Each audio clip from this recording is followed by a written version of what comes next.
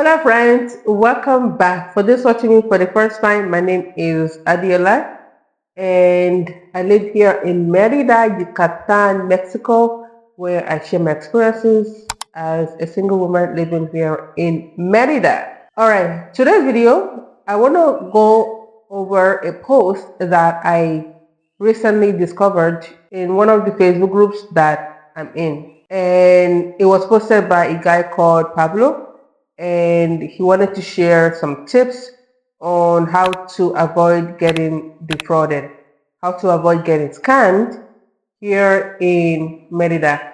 Although the tips that he shared in the post can be generalized for the whole country. So it doesn't matter if you're in Merida or Michoacan or Playa del Carmen or San Miguel de Allende or what have you. All these tips applies to you as well. I'm also going to be reading some of the comments that I found a lot of value in, and I'll be sharing a screenshot of the main post itself so that you can also read along. So in the post, he said that Merida, as all of you know, has become one of the most attractive destinations for real estate investment in Mexico. Its safety, quality of life, and steady growth have drawn hundreds of out-of-town buyers looking to acquire property in the city. However, this boom has also created fertile ground for real estate fraud. Cases such as non-existent lots, properties on ejido land without legal certainty, unfinished homes, or developments that promise amenities that are never delivered are common than many realize. That's why if you're considering investing in Merida, it's crucial to proceed with caution and strategy. Here's a practical checklist to go through before purchasing any land, home, or apartment. Number 1. Request the official deed registered with the Public Registry of Property, a certificate of no liens, and proof that property taxes and utility services are up to date. For land purchases, make sure the property is certified as private. Many fraud cases begin with the sale of ejido land that cannot be legally transferred. So, for this tip, I would say the notario that will be closing on the property should be the one in charge of this. So the notario will know if all the documents are up to date and also if they're legal and there's no funny business going on. So it's up to your notario to check the legitimacy of all these documents. Number 2, ask for official identification, and if dealing with a legal entity, requires the company's articles of incorporation and power of attorney. Be cautious of anyone requesting deposits without a formal contract or a notarized transaction. So again, this part also, the notario will be in charge of that because the thing is, when you're buying or selling a property, everybody has to show their legal ID. So for you as a foreigner, you'll be showing your PR card or temporary residency card as well as your passport. For them as a seller, they will need to show their INE. And if it's a company, they will need to show other documents as well. So it's also common for some people to actually hire a real estate lawyer to work with a notario to close on a property. So it looks like you're paying extra, but for your peace of mind, it might be recommended. So the notario, their job is to check all the documents, make sure that everything is up to date, and then they will close the property. The lawyer might need to check the legitimacy of all the documents. Also check the notario, because there are some notarial offices that runs funny businesses, right? Again, having someone on your side, because the notario, you're paying the notario, so they're working for you, but the lawyer might check the legitimacy of all these developers, right? They might check their past history, make sure that the company you're working with is a trustworthy and a reliable company as well. The notario, their job is to only close on the property, so they might not go that extra mile to check if that company is worth working with or not, or if they might end up defrauding you. So it might be useful to hire a real estate lawyer to work with the notario, because the notario are the ones that will close on the property. But the real estate lawyer who knows about real estate, who knows about the loopholes that people sometimes engage in, right, in the country, right, they will make sure that there are no loopholes at all. All right, the third one says that verbal promises are not enough. Make sure to sign a clear purchase agreement specifying timelines, delivery conditions, and penalties for non-compliance. Ideally, this should be notarized. So yeah, if working with a developer, right? So this will be when you're working with the developer. If you're buying a project, from a developer, right? So they will tell you, okay, in 7 months or in 2 years, this will be delivered, right? And this will be the condition. Obviously, they're gonna tell you that the property will be delivered in the best condition. They're not gonna tell you it's gonna be delivered in a mediocre condition. No one is going to tell you that, right? And yeah, everything will be notarized. But the thing is, sometimes still, some people can, take advantage and they will just find an excuse to explain that away, right? So, always, it's like cross your fingers and just hope that all goes well. Third tip here is that projects that only show renders or floor plans without reconstruction, financial plans, or detailed quotations should be approached with caution. It's always best to verify on site that the work is in progress and that basic infrastructure is in place around the development. So, again, there are ways for the developers to actually work around this. Now, if you're going to be buying a property sight unseen, it's very easy for them to do this. All they need to do is just to go to a random site, take pictures, and just present that to you as their project.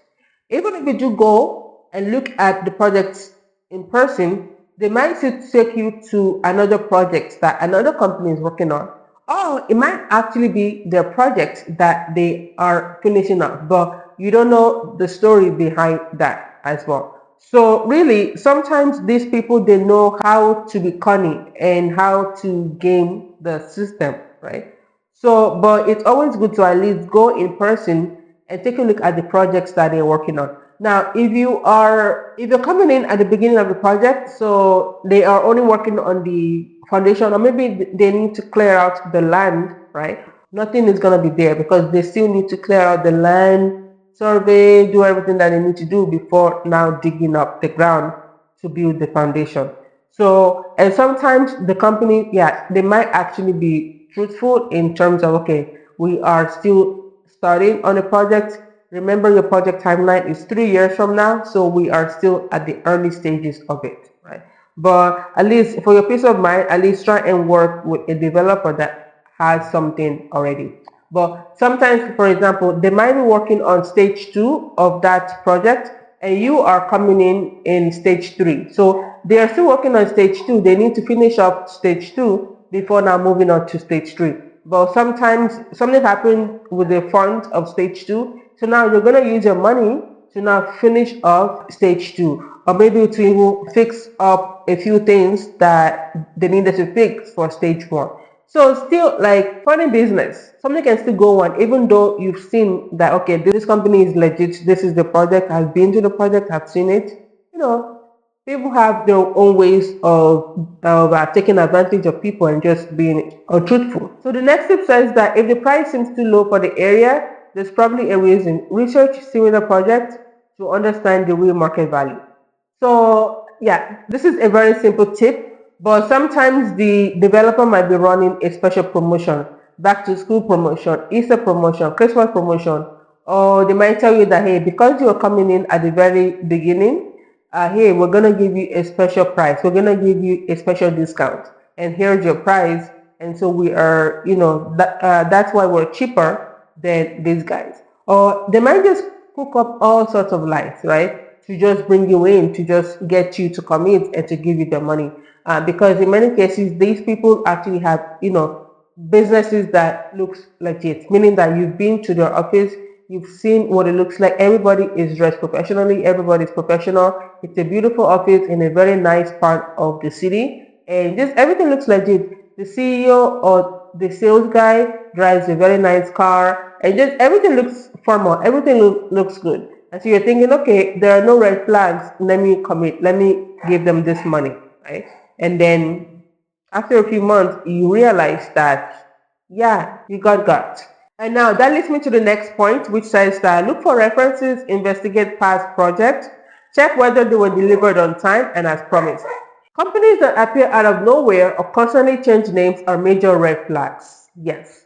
So looking for references, Sometimes these developers might actually have their employees go and leave reviews for them, or they might pay some people to leave fake reviews. So references might not be ideal, and maybe your reference also is about to be a victim. Like, hey, I heard about this company, I invested my money with them. Hey, come join me, right? And so you're thinking your friend's reference is actually a good reference, when in reality it really isn't. And sometimes maybe the person who referred you did a really good business with them, but when it gets to your turn, they decide to take advantage of you and to scam you. And when you now try to go back to the person who refers you, they might not be able to do anything for you, because it's like, oh, I'm sorry that happened to you. Or sometimes they might tell you, hey, you know what, I don't want to get in the middle of this because I don't want any issues for myself. So it could go either way. And also, when these companies, when they get called out on social media, or maybe they were exposed in the news, or they went through a major lawsuit, what they're going to do in many cases is that they will rebrand themselves, change names, change their office, just change everything. And now it's a new company. So you might not be able to find anything on them, right? So there are so many ways that people are getting scammed in the real estate world, at least here in Mexico. And then the next tip says that many buyers end up with houses that are delivered without finishes, utilities, or with major construction defects. Make sure your contract specifies what will be delivered and under what conditions. So yeah, so your contract obviously will say that, hey, the property will be delivered in this condition, in the best condition. They're not going to tell you the property will be delivered in a very poor condition. They're going to tell you, hey, this is what you're going to get. These are the renders. But in many cases, the render doesn't always match what is actually built. And that is also one issue that I had with my property. The render and the building itself, they actually don't match. This happens quite a lot. So to wrap things up, it said that I really hope the tips help someone out there. And if you have any questions or are dealing with a sketchy situation, I've been in the real estate construction or development business for close to 7 years. And I would love to hear you out and tell you if something smells fishy to me. So it looks like this person is in the real estate industry. So he knows he knows about what's going on out there in terms of fraud. So, yeah, now that I've shared all these tips, I believe there were 7 of them. Let me now go through some of the comments that people left in the post. The first comment that I can see here says that this is great advice. We're currently in a lawsuit against a developer named Iverco, who defrauded 700 families. Mexicans residing in the USA, Canada, and Europe. It's sad when you see all your money gone. High-level politicians involved, corrupt notarios, be careful. Wow, and she attached a screenshot of the developer involved in major lawsuit. So I'm going to attach the screenshot as well. So yeah, I mean, the fact that these people defrauded 700 families. So that's why the tips that Pablo mentioned, yeah, it's something to be aware of. But sometimes, really, sometimes when something wrong is going to happen to you, there's nothing you can do to prevent it. Because how did a company defraud that many people? 700, not 70, not 17, not 7, 700. Meaning that even though at least one or two of these people would have gone to check things out themselves, they've checked the ID, they've looked up the company, they've done so many things, but still, in the end, wow. So, and then someone said all this advice is standard all over the world, which is, what I said. It's not just Merida. But the elephant in the room is a lack of consumer protection, where there are some laws that are supposed to protect buyers and sellers. Few are actually clear or enforced. So really, there really is no buyer protection on this side of the world. I'm going to read a couple more comments, and we can wrap it up. So yeah, so if you comment here about hiring reliable realtors, right? But sometimes these realtors might be working for companies that are running shady businesses. So sometimes they might not even know themselves. And then somebody here says something about YouTubers, I guess. So if you insist on booking a YouTuber, make sure he is fluent in Spanish, has a work permit. I mean, yeah. So pretty much, if let's say you found out about a property that's on sale, and maybe it was brought to your attention by a YouTuber, always make sure that you do your own due diligence, because the YouTuber might not know that the person that they are helping out is about to scam you or was scam you. So it might look like the YouTuber is running a shady business. Sometimes they don't know because they know this person, they trust this person, so they feel like, hey, you know what? Let's work together. Let's partner up together. I will show your property on my YouTube channel, and then when it sells, you just give me a commission.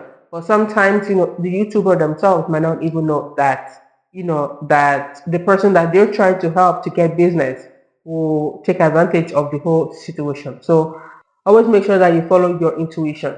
And I also wanted to comment about aligning with professionals. Professionals that specialize in foreign buyers, they speak your native language, provide escrow, provide bilingual contract, understand real estate laws of foreign countries to help foreigners under the differences, have rapport in the industry. I mean, this is a general comment, because really, if someone is going to take advantage of you, they will still take advantage of you. So having a professional who specializes in foreign buyers and what have you, still, because some of these developers, they are really big. Like they have like big people working with them, or big people involved in their company. So sometimes, like, these people know the law, they know it more than you do, they know it more than the agent, they know it more than the notarial sometimes, and so they will just use that against you. Or sometimes, many notarials are actually corrupt,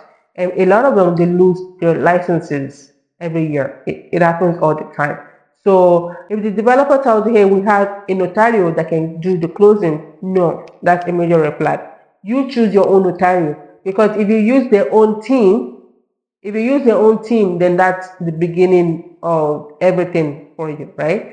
So you want to make sure that you use your own team. So perhaps the reason why there are so many people who are victims of this particular company might have been because they trusted these people so much, and they let them handle everything, because everything looked legit, everything looked professional. Going back to, I guess, YouTubers or trusting people from your own country. So someone said here to be aware of your own countrymen, because they may take advantage of you, gain your confidence, and then, yeah. So there are, I mean, this happens. I've heard of some cases whereby this happened, but again, in many cases, many of these people, they don't know much about the loopholes that are in the system. But because really, I mean, like, when buying or selling a property is very easy. Like, someone looking to sell, and someone who's looking to buy, and you connect them together, right? But sometimes it's even more than that.